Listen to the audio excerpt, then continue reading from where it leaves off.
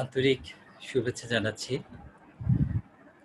Covid বাস্তবতায় আমরা যে অনলাইন ক্লাস কার্যক্রম পরিচালনা করছি, এ পর্বে মাস্টার্স প্রিলিমিনারি কোর্সের আজকের চতুর্থ ক্লাস। পরিবেশ ইস্যু ও সমস্যা বিষয়ক আমি ইতিমধ্যে ৩টি ক্লাস আলোচনা করেছি এবং সেখানে পরিবেশগত ব্যবস্থাপনা, পরিবেশ অধ্যয়ন পদ্ধতি এবং পরিবেশ ও নারী এ বিষয়ক গুরুত্বপূর্ণ আলোচনা ছিল। শিক্ষার্থী, আমরা পরিবেশ ইস্যু ও সমস্যা এই কোর্সকে মোট 10টি ভাগে বিভক্ত করেছি, আমি আগেই বলেছি। আজকের আলোচ্য বিষয় পরিবেশগত ব্যবস্থাপনা, পরিবেশ ব্যবস্থাপনার বৈশিষ্ট্য, উন্নয়নে বৈশ্বিক শাসন এবং পরিবেশ রাজনীতি। সঙ্গত কারণেই পরিবেশ রাজনীতি এই বিষয়টি আমাদের আন্তর্জাতিক গুরুত্ব বিবেচনায় পরিবেশ এবং রাজনীতিকে কেন্দ্র করে পরিবেশের এই যে সমস্যা, পরিবেশের যে ইস্যু, জাতীয় ইস্যু এবং আন্তর্জাতিক ইস্যু, সেগুলো সমাধান কল্পে কী ধরনের পদ্ধতি এবং পরিকল্পনা গ্রহণ করা হয় সে সম্পর্কে আমাদের আলোচনা থাকবে। শিক্ষার্থী, তাহলে আমরা আমাদের মূল আলোচনায় যাওয়ার চেষ্টা করছি। জাতীয় বিশ্ববিদ্যালয়ের অনলাইন ক্লাস কার্যক্রমে আমি আপনাদেরকে স্বাগত জানাচ্ছি। এম তারিকুজ্জামান, সহকারী অধ্যাপক, রাষ্ট্রবিজ্ঞান বিভাগ। আজকের যে বিষয় আমি আলোচনা করব, পরিবেশগত ব্যবস্থাপনা, পরিবেশ ব্যবস্থাপনার বৈশিষ্ট্য, উন্নয়নে বৈশ্বিক শাসন, পরিবেশ রাজনীতি। পরিবেশগত ব্যবস্থাপনা সম্পর্কে আমরা কি বুঝি? একটি সুষ্ঠু পরিবেশ রক্ষার নিরিখে জাতীয় এবং আন্তর্জাতিকভাবে যে পদক্ষেপগুলো নেওয়া প্রয়োজন সে সম্পর্কে আমাদের আলোচনা থাকবে।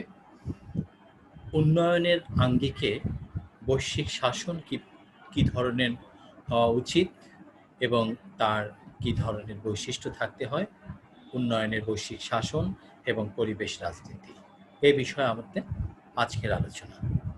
তাহলে আমরা আলোচনার শুরুতে একটি বিষয় জেনে রাখা দরকার, সেটি হচ্ছে ব্যবস্থাপনা কি, অর্থাৎ ম্যানেজমেন্ট। সঙ্গত কারণেই আমাদের এই ধারণাটি আমাদের মধ্যে সৃষ্টি হয়েছে যে ম্যানেজমেন্ট মানে একটি কাঠামোগত অবস্থা, একটি কার্য কাঠামোগত অবস্থা। এই কার্য কাঠামোগত অবস্থায় সেখানে আমরা দেখতে পাই একটি প্রক্রিয়া থাকে, কিছু অনুশাসন থাকে, কিছু নীতিমালা থাকে। তার প্রেক্ষিতে পুরো কার্যসূচিকে সুচারুভাবে, নিখুঁতভাবে সম্পাদন করতে হয়। তাহলে আমরা এই যে কার্য ব্যবস্থা এবং সুচারুভাবে যে সম্পাদন করার কথা বলছি, সেটি হচ্ছে পরিবেশের কার্য ব্যবস্থার কথা বলছি। পরিবেশের এই যে কার্য ব্যবস্থা, সেটি কিরকম?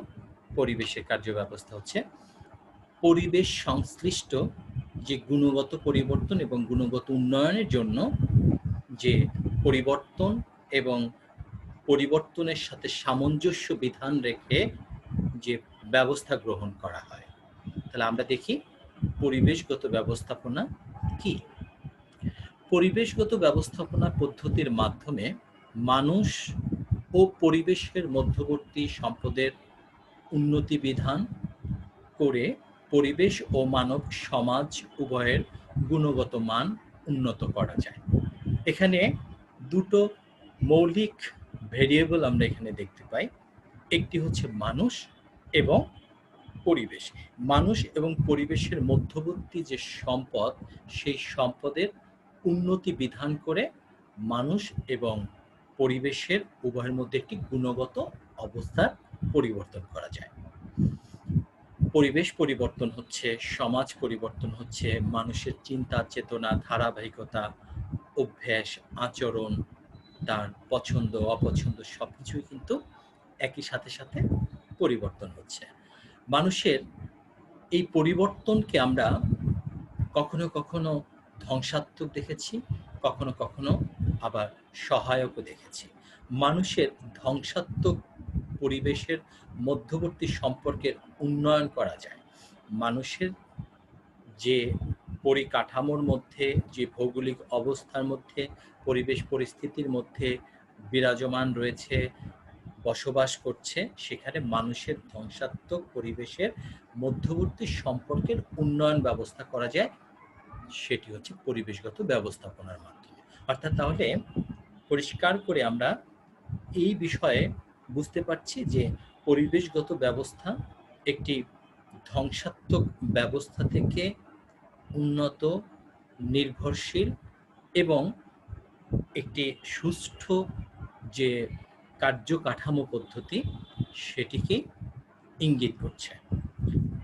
আধুনিক সময় অর্থনৈতিক ও প্রযুক্তি মানুষের কার্যাবলী পরিবেশ ও মানুষের মধ্যবর্তী সমন্বয়পূর্ণ সম্পর্কে বিশৃঙ্খলা সৃষ্টি করেছে। কোথায় বিশৃঙ্খলা সৃষ্টি করেছে?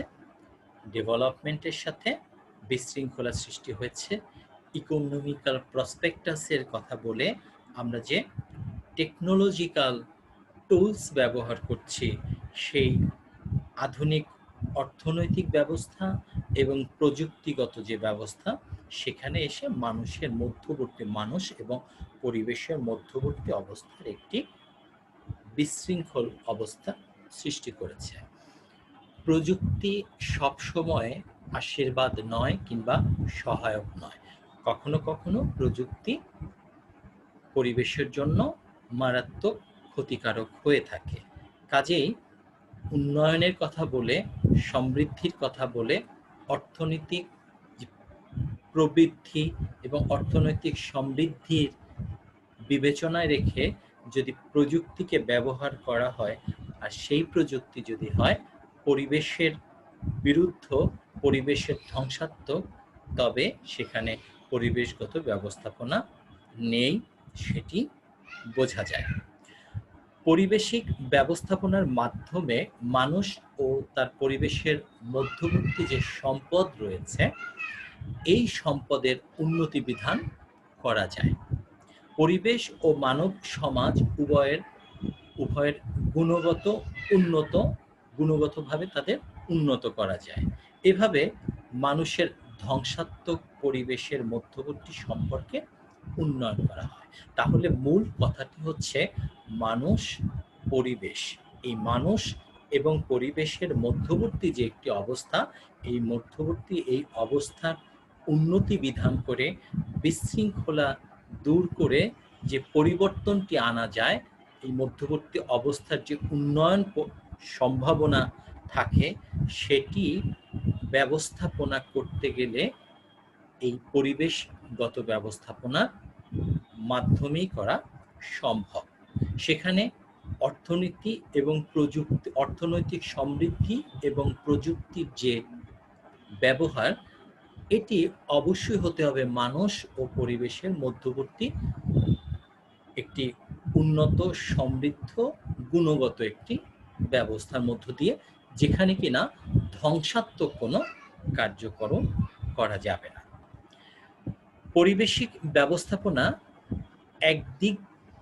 একদিকে একটি সমাজের আর্থ-সামাজিক বিকাশ এবং অন্যদিকে পরিবেশিক গুণগত মান বজায় রাখে।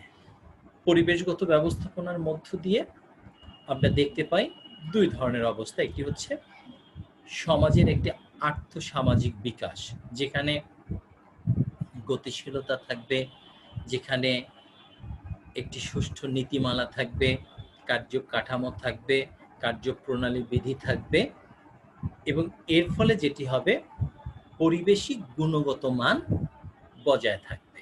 তাহলে আমরা দেখি পরিবেশগত ব্যবস্থাপনার দুটি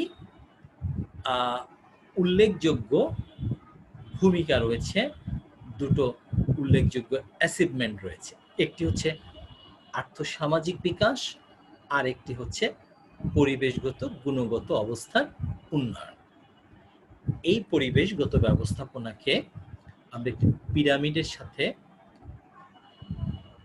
তুলনা করে এখানে দেখাতে চেয়েছি পরিবেশগত ব্যবস্থাপনাটা কিভাবে কার্যকর হয়, সমাজে এবং পরিবেশের সাথে যোগসূত্রতা রক্ষা করে পরিবেশগত ব্যবস্থাপনা কিভাবে কার্যকর করা যায়, যেখানে কিনা আর্থসামাজিক বিকাশ এবং পরিবেশিক গুণগত মান বজায় রাখা যায়। পিরামিডের উল্লিখিত এই পিরামিডের একেবারে শীর্ষে আমরা দেখতে পাচ্ছি পরিবেশ ব্যবস্থাপনা পদ্ধতি। আমরা এই পদ্ধতির মধ্য দিয়ে একটি পরিকল্পনা গ্রহণ করব, একটি নীতিমালা গ্রহণ করব, একটি সিদ্ধান্ত নিব, এবং এই সিদ্ধান্তটি কিছু লক্ষ্য থাকবে এবং কিছু উদ্দেশ্য থাকবে। আমরা যে সিদ্ধান্তটা নিচ্ছি, যে পদ্ধতির মধ্য দিয়ে আমরা পরিবেশ এবং মানুষের মধ্যবর্তী ধ্বংসাত্মক অবস্থাকে নিয়ন্ত্রণ করে একটি গুণগত এবং আর্থসামাজিক বিকাশ করতে চাই, তার একটি লক্ষ্য ও উদ্দেশ্য থাকতে হবে। এই লক্ষ্য এবং উদ্দেশ্য হবে কার্য প্রণালী এবং কার্য পদ্ধতি ভিত্তিক। একটি নির্দিষ্ট পদ্ধতি থাকবে, কাজের একটি পদ্ধতি থাকবে। কারণ হচ্ছে সুনির্দিষ্ট করে যদি এটি কাজ সম্পর্কে বর্ণনা না থাকে এবং তার যদি সুনির্দিষ্ট লক্ষ্য এবং উদ্দেশ্য না থাকে, তাহলে সেই কার্য পদ্ধতিটি ব্যাহত হয়। সঙ্গত কারণেই আমরা বুঝতে পারি যে পরিবেশগত যে সমস্যা এবং ইস্যু রয়েছে, সেগুলো যদি ব্যবস্থাপনা করে আমরা গুণগত অবস্থা, পরিবেশের গুণগত অবস্থা বজায় রাখতে চাই, সেই লক্ষ্যকে যদি আমরা বাস্তবায়ন করতে চাই, তাহলে প্রণালী এবং কার্যপদ্ধতি থাকবে। এবং এই কার্যপদ্ধতি এবং প্রণালীর পরবর্তীতে যে ধাপটি অনুসরণ করা হচ্ছে সেটি হচ্ছে পরিবেশগত হিসাব পরীক্ষা।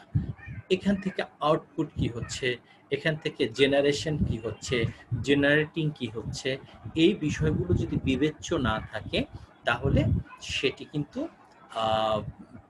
পরিকল্পনাটি যথার্থ হয় না।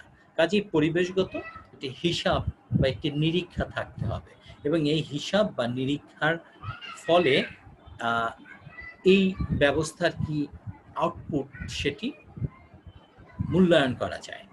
এবং তখন যদি মনে হয় যে প্রচলিত ব্যবস্থাটি সঠিক আছে কিংবা যথার্থ আছে, অথবা সেই ব্যবস্থার পুনরাবৃত্তিও করা যেতে পারে।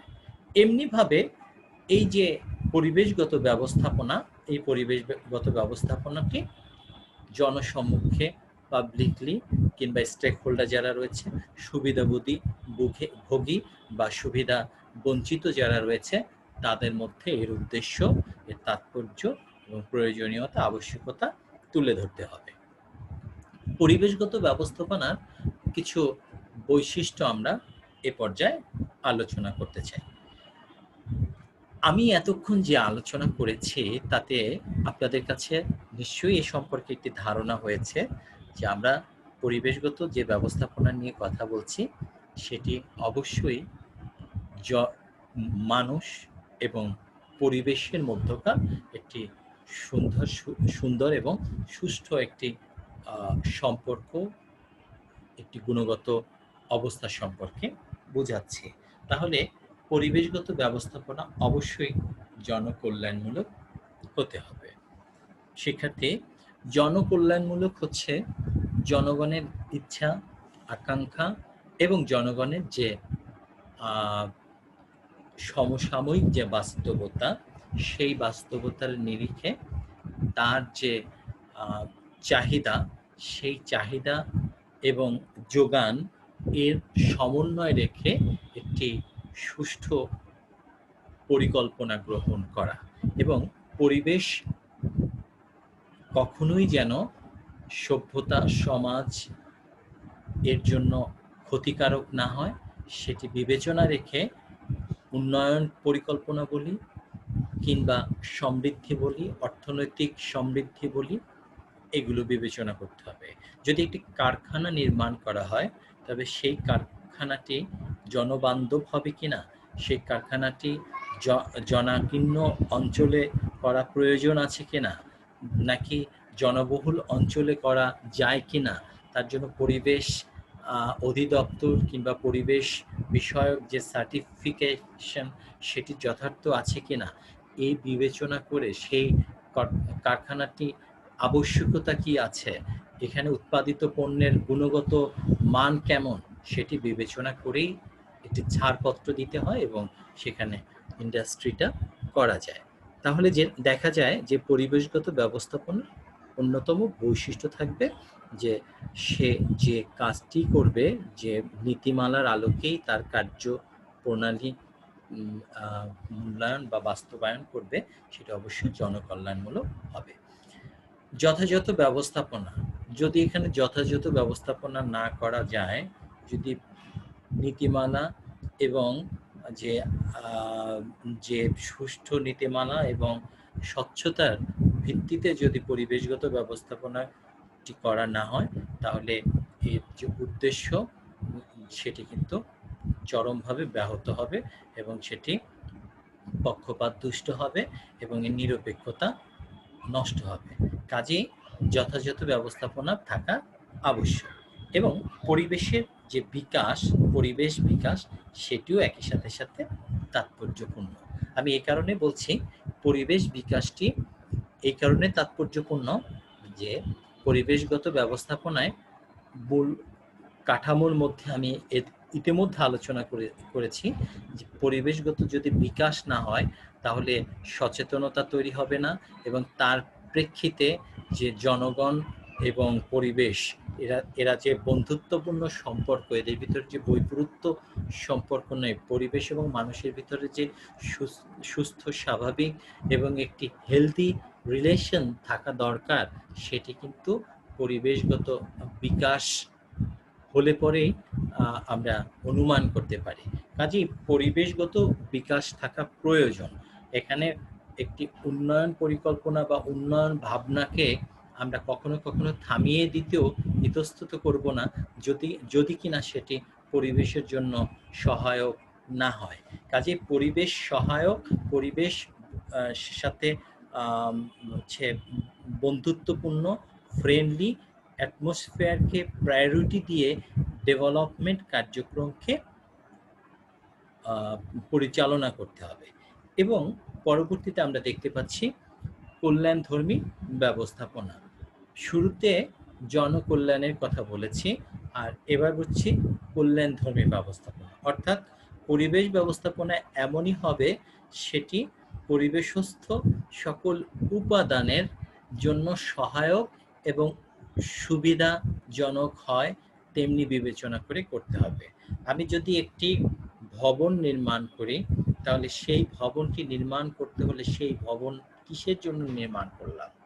আমি যদি একটি কারখানা নির্মাণ করি, সেখানে সেই কারখানাটির আশপাশের পরিবেশ কেমন আছে, কারখানা থেকে যে ধোঁয়া নির্গমন করা হবে সেই ধোঁয়াটি কতটুকু উচ্চতা থেকে সে যে পাইপের মাধ্যমে ধোঁয়াটি নির্গমন করা হবে সেটি কতটা উঁচুতে বায়ুমণ্ডলের সাথে মিশে যাবে, সেখান থেকে কি ধরনের ধোঁয়া বের হচ্ছে যার তেজস্ক্রিয়তা পার্শ্ববর্তী অঞ্চলে প্রভাবিত করে কিনা।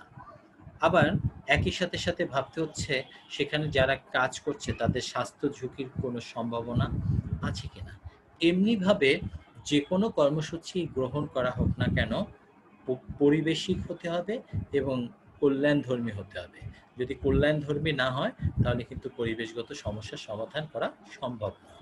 আমরা আমাদের দেশের আর্থসামাজিক এবং বাস্তবতার নিরিখে যদি বলি, একটি কারখানা নির্মাণ করা হলে সেখানে ওয়েস্ট ম্যানেজমেন্ট যে পরিকল্পনা সেটি যথার্থভাবে নেওয়া হয় না।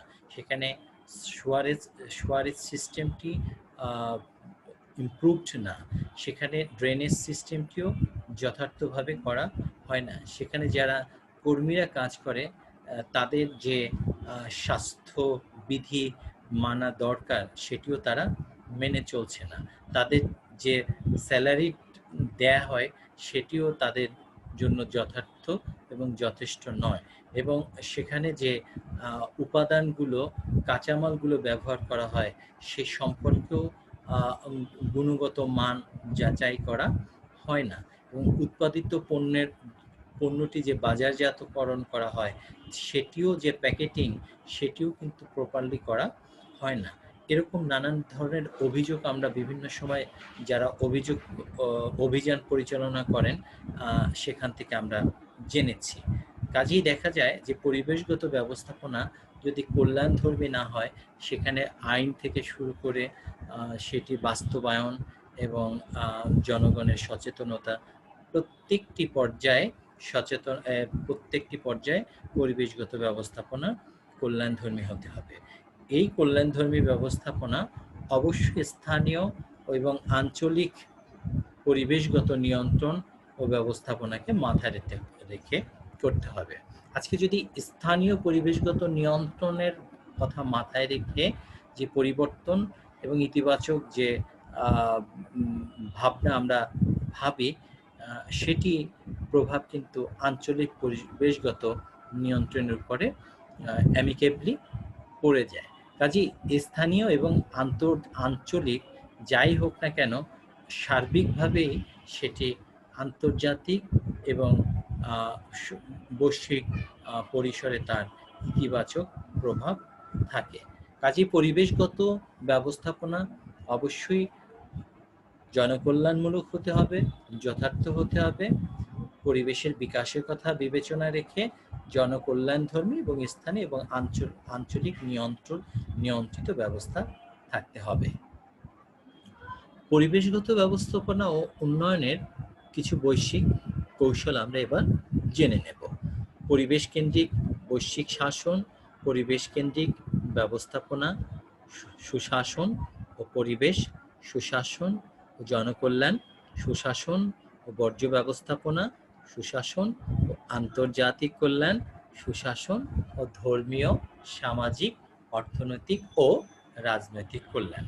শিক্ষার্থী, পরিবেশগত ব্যবস্থাপনা ও উন্নয়নের এই বৈশ্বিক যে প্রাসঙ্গিকতা, বৈশ্বিক যে কৌশল, এখানে আমরা যে কটি আমি উল্লেখ করলাম, পরিবেশ কেন্দ্রিক বৈশ্বিক শাসনের কথা বলছি, পরিবেশ কেন্দ্রিক ব্যবস্থাপনা, সুশাসন ও পরিবেশ, সে সম্পর্কে আমি সংক্ষেপে আলোচনা করছি। পরিবেশ কেন্দ্রিক বৈশ্বিক শাসন এটি কি? পরিবেশ কেন্দ্রিক বৈশ্বিক শাসনটা হচ্ছে আমরা কোনো একটি দেশ কিংবা কয়েকটি দেশ নিয়ে আমরা পরিবেশ কেন্দ্রিক ভাবনা ভাবলে চলছে না। বৈশ্বিক শাসন এরকম হতে হবে যে কোনো একটি সুনির্দিষ্ট বিষয়, একটি নির্দেশনা থাকতে হবে, একটি নীতিমালা থাকতে হবে, যে নির্দেশনা এবং নীতিমালা সকলে মেনে চলতে বাধ্য থাকবে এবং যেটি আন্তর্জাতিকভাবে স্বীকৃত হবে। এরকম একটি বৈশ্বিক শাসন থাকা প্রয়োজন, এবং এটি হবে একটি পরিবেশ কেন্দ্রিক ব্যবস্থাপনার কথা যখনই আমরা বলছি তখনই আমাদের বিবেচনায় রাখতে হবে সেটি অবশ্যই গুণগত অবস্থা, পরিবেশ এবং মানুষের মধ্যকার যে ধ্বংসাত্মক কোনো কার্যক্রম সেখানে থাকবে না, এবং এই ধরনের শাসন ব্যবস্থা সুশাসন এবং পরিবেশকে ইন্ডিকেট করবে। সুশাসনের কথা যখন আলোচনায় আসে তখন সঙ্গত কারণেই যে কয়েকটি উপাদানের কথা আমরা বুঝি, সেই উপাদানগুলোর মধ্যে উল্লেখযোগ্য উপাদানগুলোর মধ্যে থাকে স্বচ্ছতা, থাকে জবাবদিহিতা, থাকে আইনের শাসন। এবং এই যে স্বচ্ছতা, জবাবদিহিতা, আইনের শাসন, সরকারের ধারাবাহিকতা, রাজনৈতিক যে শিষ্টাচার এবং স্থিতিশীলতা, এই সব কিছু মিলিয়ে একটি সুশাসন, এবং সেখানে পরিবেশ এবং সুশাসন এই সমন্বয়ে যখন একটি রাষ্ট্রীয় কাঠামো পরিচালিত হয় তবে সেটি অবশ্যই জনকল্যাণমূলক হয়। কাজেই সুশাসন, পরিবেশ এবং জনকল্যাণমূলক এটি বিবেচনায় রাখতে হবে প্রত্যেকটি রাষ্ট্রের জন্য। আমরা সুশাসনের কথা বিবেচনায় রেখে বর্জ্য ব্যবস্থাপনার কথা বলতে চাই। বর্জ্য ব্যবস্থাপনা একটি অত্যন্ত গুরুত্বপূর্ণ একটি বিষয়। একটি সময় আমাদের দেশের নগরায়ন সীমিত পরিসরে ছিল, এখন আমরা দেখতে পাচ্ছি বৃহত্তর পরিসরে নগরায়ন হচ্ছে। এই নগরায়ন হওয়ার সাথে সাথে যেটি হচ্ছে, আমাদের গ্রামীণ যে জীবন, গ্রামীণ যে অবকাঠামো, সেখানে কিন্তু আধুনিকতা, শহর কেন্দ্রিক যে একটি পরিবর্তন, তার ছোঁয়া কিন্তু গ্রামীণ জনজীবনেও পড়েছে।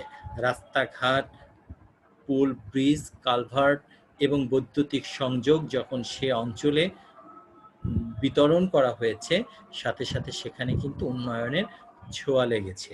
আর এই উন্নয়নের ছোঁয়ার ফলে গ্রাম থেকে শহর পর্যন্ত মানুষ একটি উন্নয়ন কাঠামোর মধ্যে চলে আসায় সেখানে অর্থনৈতিক সমৃদ্ধি এসেছে, কারখানা তৈরি হয়েছে, ব্যক্তি পর্যায়ে এবং রাষ্ট্রীয় পর্যায়ে বিভিন্ন ধরনের কলকারখানা নির্মাণ হয়েছে। এবং এই কলকারখানা নির্মাণ হওয়ার সাথে সাথে জনগণের যে আধিক্য, সেই আধিক্য কিন্তু বেড়েই চলেছে। ফলে অধিক জনসংখ্যার চাপ এবং কলকারখানায় উৎপাদিত পণ্য ব্যবস্থাপনার অব্যবস্থাপনার ফলে সেখানে বর্জ্য ক্রমাগতভাবে বেড়ে চলেছে। কাজেই সুশাসনের সাথে সম্পৃক্ত বর্জ্য ব্যবস্থাপনা, এই বর্জ্য ব্যবস্থাপনা যদি যথার্থভাবে করা যায়, তাহলে রাষ্ট্রীয় এবং আন্তর্জাতিক ভাবে যে উন্নয়ন এবং যে উৎপাদন, তার বন্টন, বিলি বন্টন এবং নিয়ন্ত্রণ, সেটি যথার্থভাবে সম্ভব হবে। এই সুশাসনের কথা বিবেচনায় রেখে আন্তর্জাতিক কল্যাণকে সমৃদ্ধ করতে হবে এবং ত্বরান্বিত করতে হবে, আত্মস্থ করতে হবে। আন্তর্জাতিক পরিমণ্ডলের প্রত্যেক জনগণ, প্রত্যেক নাগরিকই কিন্তু গ্লোবাল সিটিজেন। কাজেই আন্তর্জাতিক কল্যাণ যদি নিশ্চিত করা না যায়, সেটি সম্ভব নয়। কেবল সুশাসন যদি যথার্থভাবে অব্যাহত থাকে, তাহলে আন্তর্জাতিক কল্যাণ, জনকল্যাণ, পরিবেশের উন্নয়ন, বৈশ্বিক শাসন সব কিছুই সম্ভব। সেটি ধর্মীয়, সামাজিক, অর্থনৈতিক এবং রাজনৈতিক সব ক্ষেত্রেই তার ইতিবাচক পরিবর্তন আমরা লক্ষ্য করতে পারব।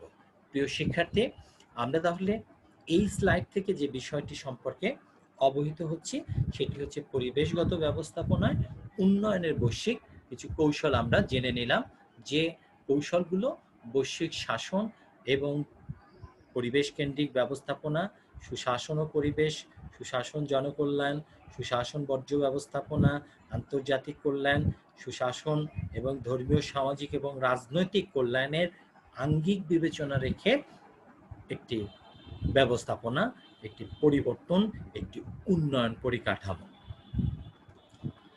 এখন আমি যে আলোচনায় যাচ্ছি সেটি হচ্ছে এনভায়রনমেন্টাল পলিটিক্স। শিক্ষার্থী, এনভায়রনমেন্টাল পলিটিক্স নিয়ে আপনি কি ভাবছেন? আপনার মস্তিষ্কের ভেতরে নিশ্চয়ই এরকম একটি অনুভূতি তৈরি হচ্ছে যে রাজনীতি জেনেছি, বাম রাজনীতি, ডান রাজনীতি, ধর্মীয় রাজনীতি, পরিবেশ নিয়ে আবার কি ধরনের রাজনীতি, এটা আবার কেমন ব্যাপার? গত 3 দশক থেকে এই বিষয়টি আন্তর্জাতিক পরিমণ্ডলে ব্যাপকভাবে আলোচিত হচ্ছে। তার কারণ হচ্ছে, আমরা গ্লোবাল ওয়ার্মিংয়ের যে বিপর্যয়, গ্লোবাল ওয়ার্মিংয়ের যে প্রভাব, সেটি কিন্তু ইতিমধ্যে আমাদের অনেক দেশ, পৃথিবীতে অনেক দেশই এই সমস্যার সম্মুখীন হয়েছে এবং হচ্ছে। এই সমস্যাগুলো একদিনে তৈরি হয়নি। জলবায়ুগত যে পরিবর্তন, সেটি কিন্তু কয়েক দশক পূর্বে থেকে জনগণের সচেতনতা, আন্দোলন, দাবি সব কিছু উপেক্ষা করে যখন বিশ্বের আন্তর্জাতিক মোড়ল অর্থনৈতিক সমৃদ্ধি এবং তাদের অগ্রগতিকে ধারাবাহিকভাবে আরও বেশি সমৃদ্ধ করার জন্য পারস্পরিক যে ইকোনমিক্যাল ট্রেড বেসড ওয়ারে তারা লিপ্ত হলো, সেখান থেকে আমরা দেখলাম যে পরিবেশ সংকটের মুখে মানবতা বিপন্ন হওয়ার দ্বার প্রান্তে। এমনি একটি পরিস্থিতিতে এনভায়রনমেন্টাল যে চেঞ্জ সেটিকে কিভাবে একটি কার্যকরী সমাধান করা যায় তার প্রেক্ষিত বিবেচনা করে এটিকে আন্তর্জাতিক রাজনীতিতে একটি গুরুত্বপূর্ণ ইস্যু হিসেবে বিবেচনা করা হয়েছে এবং এই যে আন্তর্জাতিক রাজনীতিতে গুরুত্বপূর্ণ ইস্যু হিসেবে বিবেচনা করা হলো সেখান থেকেই পলিটিক্যালি এনভায়রনমেন্টাল ক্রাইসিসটাকে অ্যাড্রেস করা হয় অত্যন্ত গুরুত্বের সাথে। তার কারণ হচ্ছে এটি একটি গ্লোবাল কনসেপ্ট এবং এটি একটি গ্লোবাল প্রবলেমস। এই গ্লোবাল প্রবলেমকে মিটিগেট করতে গিয়ে আমরা দেখেছি যে কিছু কান্ট্রি রয়েছে যারা এর জন্য দায়ী, আর কিছু কান্ট্রি রয়েছে দায়ী না কিন্তু চরমভাবে ক্ষতির শিকার। সে কথা যদি বলতে হয়, আমরা বাংলাদেশ রাষ্ট্রটিও একইভাবে ক্ষতিগ্রস্ত একটি রাষ্ট্র।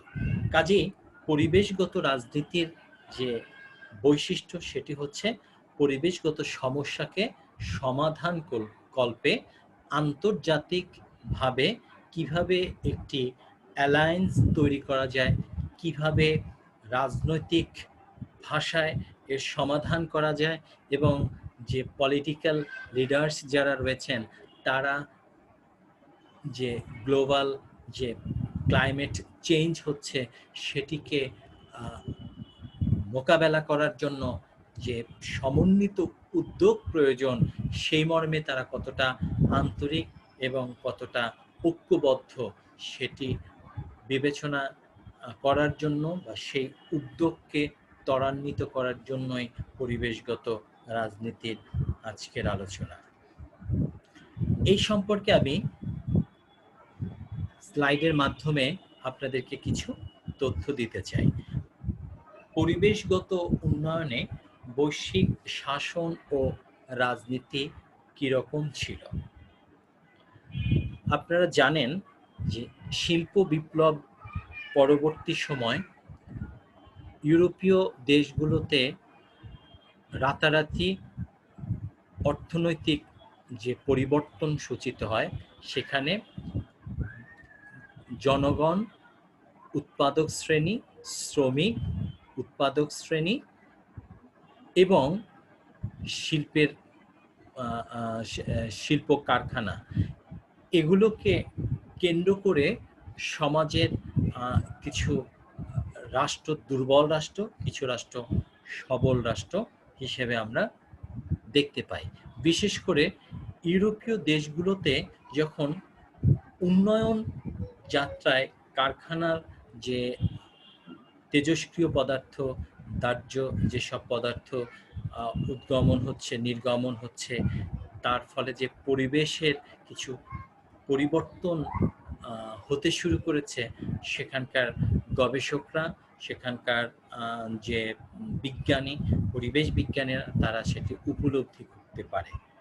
1863 সালে প্রথম ব্রিটিশ সরকার বায়ু দূষণ রোধে একটি আইন পাশ করে, যে আইনটির নাম হচ্ছে অ্যালকালি অ্যাক্টস।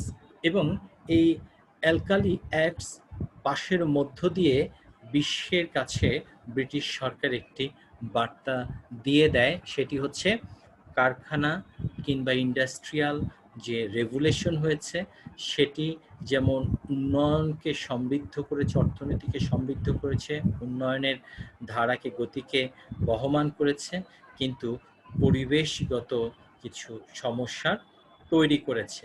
কাজেই উন্নয়নকে ভাবতে গেলে উন্নয়নের যে বিড়ম্বনা সেটি বিবেচনায় রাখতে হবে এবং সেটি যেন কখনোই পরিবেশের জন্য ক্ষতিকর, বায়ু দূষণ থেকে শুরু করে শব্দ দূষণ এ ধরনের সমস্যার সংকট সৃষ্টি না করে, সেজন্য বিবেচনা করতে হবে। আজ থেকে বহু বছর আগে 1863 সালের কথা বলছি, এখানে প্রায় 150 বছর আগের যে রাজনৈতিক বিবেচনা, সেই রাজনৈতিক বিবেচনা ব্রিটিশ সরকারের, সেটি অত্যন্ত গুরুত্বের সাথে আমরা আজকে স্মরণ করলাম। পরিবেশ বিপর্যয় রোধে মার্কিন প্রেসিডেন্ট উড্রো উইলসনের নাম আমরা সবাই জানি, এবং অন্যান্য অনেক সংগঠন অনুপ্রেরণা সৃষ্টি করেছিল। 1916 সালে ন্যাশনাল পার্ক সার্ভিস নামে একটি সংগঠন গঠিত হয়েছিল, যারা পরিবেশ বিপর্যয় রোধে জনমত তৈরি এবং জনগণের মধ্যে অনুপ্রেরণা সৃষ্টি করার জন্য কাজ করেছে। 22 এপ্রিল 1970 সালে প্রথম ধরিত্রী দিবস পালন করা হয়। প্রথম ধরিত্রী দিবস 1970 সালে পালন করছে, আজ থেকে 50 বছর আগে, 5 দশক আগে। এই 5 দশক আগে যে ধরিত্রী দিবস পালন করা হলো, সেটিও কিন্তু একটি বার্তা আমাদের কাছে দিয়ে দিচ্ছে। সেটি হচ্ছে যে এই পৃথিবী বাসযোগ্য থাকতে হবে, এই পৃথিবী আমাদের সকলের ঠিকানা, আর এই ঠিকানা আজকের প্রজন্ম এবং পরবর্তী প্রজন্মের কথা বিবেচনা করে এই ধরিত্রীকে, আমার বসুধাকে আমাকে সুষ্ঠু, স্বাভাবিক এবং বাস উপযোগী রাখতে হবে। 1972 সালে সুইডেনের রাজধানী স্টকহোমে প্রথমবারের মতো বৃহত্তর পরিসরে বিশ্ব রাজনৈতিক যে বড় নেতৃবৃন্দ রয়েছেন তাদের সমন্বয়ে United nation conference on human environment গঠিত হয়। এই সংগঠনের মধ্য দিয়ে আরেকটি কিন্তু মাত্রা সূচিত হলো। 70-এ পালন করা হলো বিশ্ব ধরিত্রী দিবস, 72-এ সে একটি সাংগঠনিক ভিত্তির উপরে দাঁড়িয়ে বিশ্বের বৃহত্তর যে রাজনৈতিক পরিসরের যে নেতৃবর্গ তারা সমন্বিত হলেন এবং তারা একটি আনুষ্ঠানিকভাবে হিউম্যান এনভায়রনমেন্টাল কনফারেন্স তারা ইউনাইটেড নেশনসের মাধ্যমে করলেন। 1979 সালে প্রথম বিশ্ব জলবায়ু সম্মেলন অনুষ্ঠিত হয়। এবার আমরা দেখতে পাচ্ছি সম্পূর্ণভাবে একটি কাঠামোগত একটি অবস্থা আমরা পরিবেশকে কেন্দ্র করে পরিবেশের উন্নয়নের জন্য বৈশ্বিক শাসন এবং রাজনীতিতে লক্ষ্য করলাম যে 1979 সালে প্রথম বিশ্ব জলবায়ু সম্মেলন অনুষ্ঠিত হলো। 1980 সালে আর্থ ফার্স্ট নামে একটি সংগঠন গড়ে ওঠে। এমনিভাবে পৃথিবীতে অসংখ্য সংগঠন তারা তাদের পরিবেশগত সমস্যাকে সামনে তুলে ধরছে আন্তর্জাতিক বিশ্বের কাছে, এবং এই সমস্যার সমাধানের জন্য আন্তর্জাতিকভাবে পদক্ষেপ গ্রহণের দাবি উত্থাপন করতে থাকে। আমরা 1992, 1997, 2002 সালে বিশ্ব ধরিত্রী সম্মেলন অনুষ্ঠিত হতে দেখেছি। 1995 সালে অনুষ্ঠিত হয়েছে কিয়োটো প্রোটোকল গ্রহণ করা হয়েছে, এবং এই কিয়োটো প্রোটোকলে বলা হয় যে এজেন্ডা 21 নামে 21টি এজেন্ডা নির্ধারণ করা হয়, এবং সেখানে কার্বন ট্রেডিং সম্পর্কে উল্লেখ করা হয়, এবং কার্বন ডাইঅক্সাইডের যে নির্গমনের মাত্রা নির্দিষ্ট করে দেয়া হয়, এবং এর ফলে গ্লোবাল ওয়ার্মিং এবং সাস্টেনেবল ডেভেলপমেন্ট ধারণাটিও আমরা সেখান থেকে লক্ষ্য করতে পারি। সাস্টেনেবল কনজাম্পশনের কথাও সেখানে আলোচনা করা হয়। এমনিভাবে পরিবেশ সংশ্লিষ্ট নানান বস্তুনিষ্ঠ পদক্ষেপ এবং ব্যবস্থা গ্রহণ করতে আমরা লক্ষ্য করি। 2012 সালে আবারও রিও 20+ সম্মেলন অনুষ্ঠিত হয়। ক্রমাগতভাবে কোপ অন থেকে শুরু করে কোপ 26 ইতিমধ্যে অনুষ্ঠিত হলো। এই পদক্ষেপগুলো একটি বিষয় আমাদেরকে স্পষ্ট ধারণা দিয়ে দেয়, সেটি হচ্ছে আন্তর্জাতিক রাজনীতিতে আজ থেকে 5 দশকেরও আগে সমন্বিতভাবে কিছু পদক্ষেপ গ্রহণ করা হয়, যে পদক্ষেপগুলোর ধারাবাহিক অবস্থা হচ্ছে আন্তর্জাতিক রাজনীতিতে আজকের অবস্থা।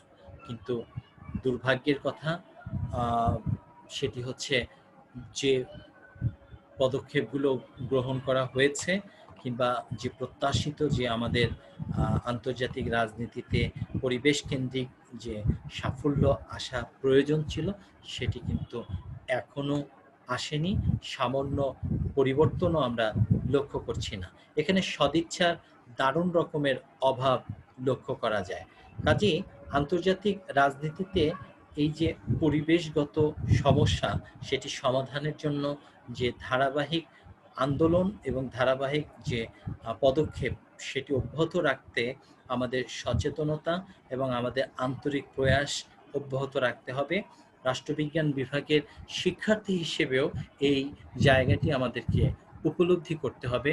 সাথে সাথে বাংলাদেশের মতো একটি রাষ্ট্র যারা কিনা পরিবেশগত ভালনারেবিলিটির শিকার, তাদেরকেও এটি গুরুত্বের সাথে বিবেচনা করতে হবে এবং পরিবেশগত ব্যবস্থাপনার যে টুলসগুলো সেটি আমাদের কার্যকাঠামো এবং সমাজস্থ যে অবকাঠামো সেখানে অব্যাহতভাবে ব্যবহার করতে হবে। এবার আমরা আসছি পেট্রোলিয়াম পদার্থের রাজনীতি। শিক্ষার্থী, পরিবেশগত রাজনীতি তো আমরা বুঝলাম, এবার দেখি পেট্রোলিয়াম পদার্থের রাজনীতিটি কিভাবে হয়ে থাকে। আপনারা এই স্লাইডে লক্ষ্য করবেন দুটো ইমেজ দেয়া আছে। বাম দিকের একটি ইমেজ তেলের উপরে ভাসমান আমাদের পৃথিবী। তেল একটি প্রাকৃতিক সম্পদ, যেটি অনবায়নযোগ্য একটি সম্পদ, এবং এই অনবায়নযোগ্য সম্পদের অপ্রতুলতা রয়েছে। পৃথিবীর সব দেশে কিন্তু তেল পাওয়া যায় না। তেল সমৃদ্ধ মধ্যপ্রাচ্যের কিছু দেশ রয়েছে, মার্কিন যুক্তরাষ্ট্র, কানাডা, রাশিয়া, এই দেশগুলোতে তেল সমৃদ্ধ তারা দেশ, কিন্তু তেলের চাহিদা কিন্তু গোটা বিশ্বব্যাপী। জ্বালানির বিকল্প নেই, যেখানেই উন্নয়ন সেখানেই জ্বালানি। কাজেই জ্বালানিকে কেন্দ্র করে, জ্বালানির নিয়ন্ত্রণকে কেন্দ্র করে রাজনীতি আবর্তিত হবে, এটি খুবই স্বাভাবিক। পরিবেশের দায় যেমন গোটা বিশ্বের, জ্বালানির আবশ্যকতা এবং প্রয়োজনীয়তাও কিন্তু গোটা বিশ্বের। সুতরাং এই কাঙ্ক্ষিত যে অমূল্য সম্পদ, প্রাকৃতিক সম্পদ, সেই সম্পদের নিয়ন্ত্রণ নিতে গিয়ে আমরা বিভিন্ন সময় যুদ্ধের ডামাডোল লক্ষ্য করেছি বৈশ্বিক রাজনীতিতে। বৈশ্বিক রাজনীতিতে আমরা আরব ইসরায়েল যুদ্ধ, কুয়েত যুদ্ধ, বিভিন্ন সময় আমরা এই যুদ্ধের মদতদাতা রাষ্ট্র হিসেবেও আমরা কিছু রাষ্ট্রকে লক্ষ্য করেছি। স্লাইডের ডান পাশে আপনারা দেখতে পাচ্ছেন দুজন ব্যক্তি হাতে তেলের হুইলার এবং পরস্পর বিরোধী বিকৃত মুখভঙ্গি নিয়ে তারা দাঁড়িয়ে আছে। একজন রয়েছে মার্কিন যুক্তরাষ্ট্রের একজন সোলজার, হতে পারে সেটি মার্কিন যুক্তরাষ্ট্রের একজন শাসক, আর আরেকজনকে দেখতে পাচ্ছি মধ্যপ্রাচ্যের কোনো একটি দেশের শাসক, কিংবা হতে পারে কোনো একজন তেল ব্যবসায়ী। তো এখানে লক্ষণীয় যে বিষয়টি সেটি হচ্ছে তেলকে কেন্দ্র করে পরস্পর বিরোধী যে যুদ্ধ সংঘাত, এটি কিন্তু বহমান একটি বাস্তবতা। এই বাস্তবতায় আমরা লক্ষ্য করতে পারি যে পেট্রোলিয়াম পদার্থ কিভাবে ব্যবহার করা হবে। পেট্রোলিয়াম পদার্থ, এটি তো আমি শুরুতেই বলেছি অনবায়নযোগ্য, অর্থাৎ এটি নবায়ন করা যায় না, এটি তৈরি করা যায় না, এটি প্রাকৃতিকভাবে তৈরি হয় এবং সেটি হতে লক্ষ লক্ষ বছর সময় লাগে। কাজেই হরহামেশা এই সম্পদকে যদি আমরা ব্যবহার করে ফেলি, তাহলে প্রকৃতির এই শূন্যতা, প্রকৃতির এই ভ্যাকুয়াম কিন্তু পরিবর্তন করা যাবে না। কাজেই প্রাকৃতিক সম্পদ পেট্রোলিয়াম যেহেতু এর ধার্য পদার্থ, এটি ব্যবহারের ক্ষেত্রে যদি নীতিমালা থাকে বা এই সম্পদ ব্যবহারের জন্য রাষ্ট্রকেন্দ্রিক যদি নির্দিষ্ট হার নির্ধারণ করে দেয়া যায়, এখানে যদি প্রাপ্যতা নিশ্চিত করা যায় এবং বন্টনটাও যদি নিশ্চিত করা যায়, সুষম বন্টন, তাহলে অবশ্যই পৃথিবীতে জ্বালানির যে অপ্রাপ্যতা সেটি কিন্তু কিছুটা হলেও দূর করা সম্ভব এবং টেকসই জ্বালানি নীতিও গ্রহণ করা যেতে পারে। কিন্তু দুর্ভাগ্য এবং আমাদের শঙ্কার বিষয়টি হচ্ছে সেই কাজটি হচ্ছে না। তার কারণ হচ্ছে যে রাষ্ট্রগুলো তেলের নিয়ন্ত্রণ নিতে চায় তারা শিল্প সমৃদ্ধ উন্নত রাষ্ট্র। আমরা যদি কয়েকটি দেশের কথা বলি, চীন, জাপান, মার্কিন যুক্তরাষ্ট্র, ইউরোপীয় দেশগুলো, মার্কিন যুক্তরাজ্য, জার্মানি, ফ্রান্স, এই যে দেশগুলো যারা তেল সমৃদ্ধ হওয়ার পরেও তেলের নিয়ন্ত্রণ নিতে চায়। তো এমনিভাবে তেল যদি এভাবে রাজনৈতিক ইস্যু তো বটেই, যুদ্ধের যে পেছনের যে কারণ সেটিও তেলকে কেন্দ্র করে হচ্ছে। তাহলে সবকিছু বিবেচনা করলে তেল কেন্দ্রিক যে বৈশ্বিক যে অস্থিরতা, বৈশ্বিক যে একটি দুর্বল শাসন ব্যবস্থা এবং এখানে যে ডোমিনেটিং যে অ্যাটিটিউড, সেটি কিন্তু অত্যন্ত দুর্ভাগ্য এবং পরিতাপের বিষয়। এবং যেহেতু অনবায়নযোগ্য একটি প্রাকৃতিক সম্পদ, কাজেই এটি যত্রতত্র যখন তখন যেই সেভাবে ব্যবহার করা যাবে না। এটা যত এর সম্পদের যত বেশি সম্পদ সীমিত হয়ে যাবে, এই সম্পদকে কেন্দ্র করে উত্তেজনা, এই সম্পদের নিয়ন্ত্রণ প্রতিষ্ঠা করার জন্য শক্তির প্রয়োগও কিন্তু ততটা বেড়েই চলবে। কাজে এটিও একটি আন্তর্জাতিক কনসেনসাসের বিষয়, যেখানে কিনা আন্তর্জাতিকভাবে তেল সম্পদের মূল্য নির্ধারণ এবং বন্টন এটি সুষ্ঠু হওয়া প্রয়োজন। মূল্য নির্ধারণের ক্ষেত্রে মধ্যপ্রাচ্যের দেশগুলোর একচেটিয়া একটি প্রভাব আমরা ওপেকভুক্ত রাষ্ট্রগুলোকে লক্ষ্য করেছি, আমরা দেখতে পাই। এবার দেখি বৈদেশিক ঋণ এবং সাহায্য নিয়ে কি ধরনের রাজনীতি হয়। রাজনীতি তো অনেক কিছু নিয়েই হয়, আমরা পেট্রোলিয়াম পদার্থ নিয়েও রাজনীতি দেখলাম, পরিবেশ নিয়েও রাজনীতি দেখলাম। এবার আমরা দেখব বৈদেশিক ঋণ ও সাহায্য নিয়ে কি ধরনের রাজনীতি হয়। আচ্ছা, বৈদেশিক ঋণ কি, তাই না? ঋণ হচ্ছে যে একটি রাষ্ট্র আরেকটি রাষ্ট্রকে যখন সাহায্য শর্ত সাপেক্ষে আর্থিক সাহায্য করে, তখন সেটি হচ্ছে ঋণ। আর যখন কোনো শর্ত না থাকে, তখন সেটি হয়ে যায় অনুদান। আমি আবার বলছি, একটি রাষ্ট্র আরেকটি রাষ্ট্রকে যখন শর্ত সাপেক্ষে সাহায্য প্রদান করে, তখন সেটি হয়ে যায় ঋণ। এবং একটি রাষ্ট্র আরেকটি রাষ্ট্রকে যখন শর্তহীনভাবে সাহায্য করে থাকে, তখন সেটি হয়ে যায় অনুদান। তো এখানে আমরা আলোচনা করছি বৈদেশিক ঋণ ও সাহায্য সম্পর্কে। সাহায্য তো খুব করতেই পারে, তাই না? এবং উন্নত রাষ্ট্রগুলো অপেক্ষাকৃত অনুন্নত কিংবা যে রাষ্ট্রগুলোর উপরে তার নিয়ন্ত্রণ রয়েছে, সেই রাষ্ট্রগুলোকে আর্থিক সাহায্য করে থাকে। আমরা এই স্লাইডে মার্কিন যুক্তরাষ্ট্রের একটি জাহাজ দেখতে পাচ্ছি, যে জাহাজ ভর্তি বিভিন্ন সাহায্য সহযোগিতা রয়েছে, যে রাষ্ট্রটি কিনা পৃথিবীর বিভিন্ন দেশে আর্থিক সাহায্য করে থাকে। কিন্তু একটি শুভঙ্করের ফাঁকি এখানে লক্ষ্য করেছেন আপনারা, সেটা হচ্ছে ওই রাষ্ট্রগুলো, যে রাষ্ট্রগুলোকে সাহায্য করছে তারা আর্থিকভাবে দুর্বল, অর্থনীতি তাদের অত্যন্ত দুর্বল অর্থনীতি, তাদের সম্পদের অপ্রতুলতা রয়েছে, শিক্ষা দিক দিয়ে তারা পিছিয়ে রয়েছে, প্রযুক্তির ব্যবহার তাদের নেই, উন্নত চিকিৎসা ব্যবস্থা তাদের নেই, মৌল মানবিক কিছু চাহিদা রয়েছে যেটি সে রাষ্ট্রগুলো পূরণ করতে পারে না।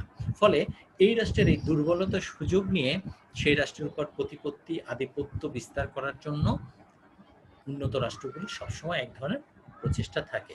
সাহায্যের নামে তারা এমন কিছু সাহায্য করে যে সাহায্যগুলো টেকসই কোনো আবশ্যকতা থাকে না, এবং তারা যে প্রকল্প কিংবা প্রজেক্ট গ্রহণ করে, সেই প্রকল্প বা প্রজেক্ট অর্থ সেখানে ঠিকই বিনিয়োগ করা হয়, কিন্তু কার্যত তার আউটপুট আমরা অনেক ক্ষেত্রেই দেখতে পাই না, সেখানে অর্থের তছরূপ হয়।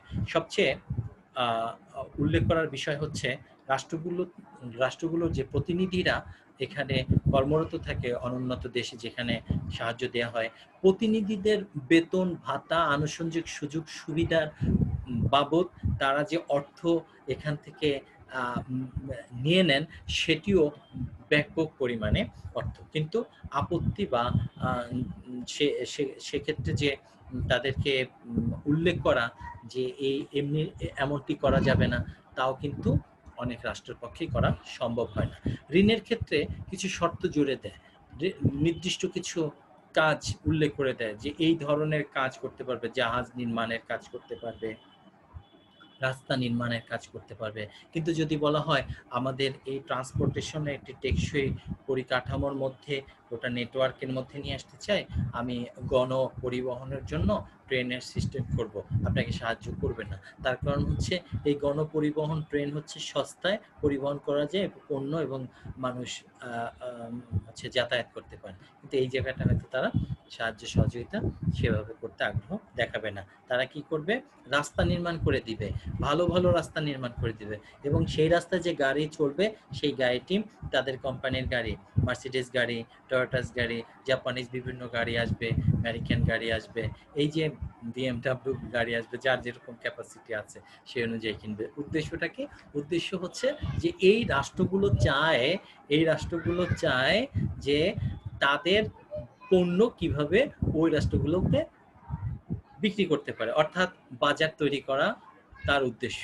সেই জন্য সে ট্রান্সপোর্টেশন দিবে, সেই জন্য বৈদ্যুতিক যে সংযোগ সেটি করার জন্য ট্রান্সফরমার, ট্রান্সমিটার ইত্যাদি ইত্যাদি অনেক সহযোগিতা করবে। এমনিভাবে রাজনৈতিক কারণেও এ ধরনের অনেক সহযোগিতা করবে। এই সহযোগিতাগুলোর মধ্য দিয়ে তার একটি পলিটিক্যাল একটা ইন্টেনশন থাকে। আর এই পলিটিক্যাল ইন্টেনশনটা অনুন্নত দেশগুলো অ্যাভয়েড করতে পারে না। কারণ হচ্ছে এই ইন্টেনশনগুলো যে অ্যাভয়েড করে, তাহলে তার ফুড ক্যাপাসিটি নাই, ফুড সিকিউরিটি নাই, আর্ম সিকিউরিটি নাই, হার্ড পাওয়ার নেই, সফট পাওয়ার নেই। এইগুলো না থাকার কারণে তার পক্ষে এই চ্যালেঞ্জগুলো মোকাবেলা করা সম্ভব হয় না। শিক্ষার্থী, আমরা এই পর্যায়ে আপনাদেরকে যে বিষয়গুলো নিয়ে আলোচনা করলাম, আলোচ্য বিষয় সম্পর্কে আপনারা আমার বিশ্বাস যে সুস্পষ্টভাবে জেনেছেন, এবং আমি আপনাদেরকে ধন্যবাদ জানাই পুরো আলোচনায় থাকার জন্য, এবং আপনাদেরকে আমি অনুরোধ করব পরবর্তী ক্লাসে আপনারা বিষয়টার সাথে রিলেট করবেন। আমি পরবর্তী ক্লাসে উন্নয়ন তত্ত্ব নিয়ে আলোচনা করব, এবং এই উন্নয়ন তত্ত্বটি আপনাদেরকে গুরুত্বের সাথে বুঝতে হবে। শিক্ষার্থী, যে তাহলে আমাদের যে পরিবেশগত সমস্যা এবং ইস্যুস এবং সমস্যা নিয়ে যে আমরা আলোচনা করি, এই আলোচনার মধ্য দিয়ে আমরা কিন্তু একটা বিষয় পরিষ্কার হয়ে যাচ্ছে, সেটি হচ্ছে যে পরিবেশ একটি নির্দিষ্ট ভৌগোলিক সীমারেখার কোনো সমস্যা না, পরিবেশগত সমস্যা একটি আন্তর্জাতিক সমস্যা, এবং এই আন্তর্জাতিক সমস্যার সমাধানের জন্য প্রত্যেকটি অ্যাক্টরকে, প্রত্যেকটি রাষ্ট্রকে, প্রত্যেকটি সংগঠনকে গুরুত্বের সাথে বিবেচনা করে এটিকে প্রেসক্রাইব করতে হবে, এটিকে অ্যাড্রেস করতে হবে। এটি কোনো একক সমস্যা না। তাহলে আসুন আমরা সচেতনতা এবং রাষ্ট্রীয় অঙ্গীকারের মধ্য দিয়ে এই সমস্যার সমাধানে আমাদের জনমত তৈরি করি, এবং আমাদের যে ভাবনা সেটিকে আরও বেশি সুস্পষ্ট করি। সেই আলোচনার মধ্য দিয়ে আমি আজকের ক্লাস এখানে শেষ করছি। ভালো থাকবেন, সুস্থ থাকবেন। আল্লাহ হাফেজ।